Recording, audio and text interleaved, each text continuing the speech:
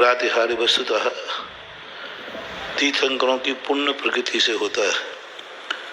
पूज्यवर ज्ञान सागर महाराज ने इस सारी समोषण के जितने प्रातिहार्य हैं ये सब पुण्य की विशेष परिणति से हैं, जो अध्यात्म शक्ति से कोई संबंध नहीं रखते।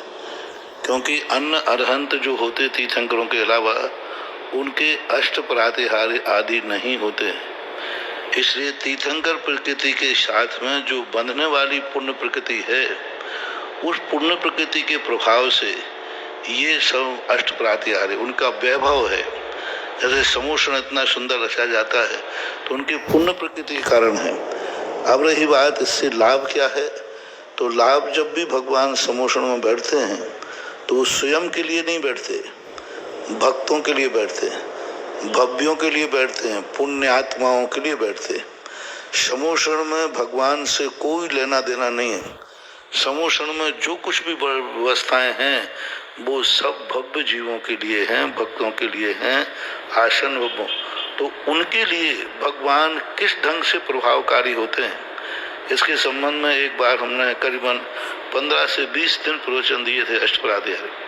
अष्ट प्रातिहार्य और समोषण से श्रावकों को क्या लाभ है, गृहस्थों को क्या लाभ है, मुनियों को क्या लाभ है, इसके संबंध में हो सकेगा पर किसी दिन प्रवचन में ले लेंगे। इनका भगवान से कोई लेना देना नहीं। फिर सबसे बड़ा इतना अर्थ समझ लें कि समोषण में जो भगवान बैठे हैं वे स्वयं के लिए नहीं बैठे, क्योंकि उनसे उनका समोषण से कोई लेना देना। समोषण में बैठे उपदेश के लिए, भव्य जीवों के कल्याण के लिए।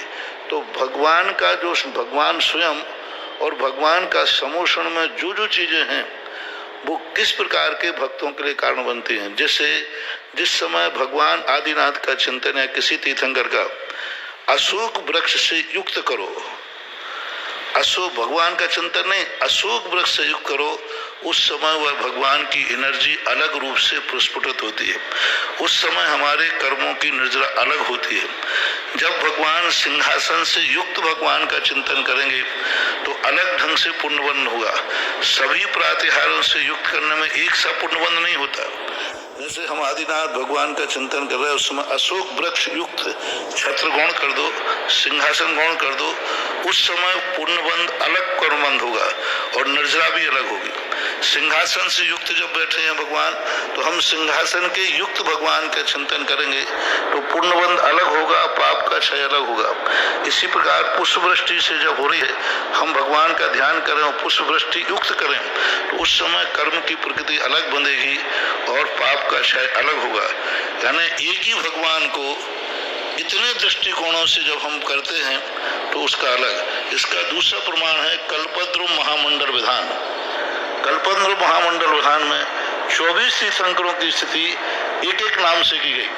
मानस्तम युक्त ऋषभदेव, प्रथम परकोटा युक्त ऋषभदेव, खाचका युक्त ऋषभदेव, श्री मंडप युक्त ऋषभदेव, 12 सभा युक्त ऋषभदेव, छत्र सवर ऋषभदेव, अशोक वृक्ष ऋषभदेव।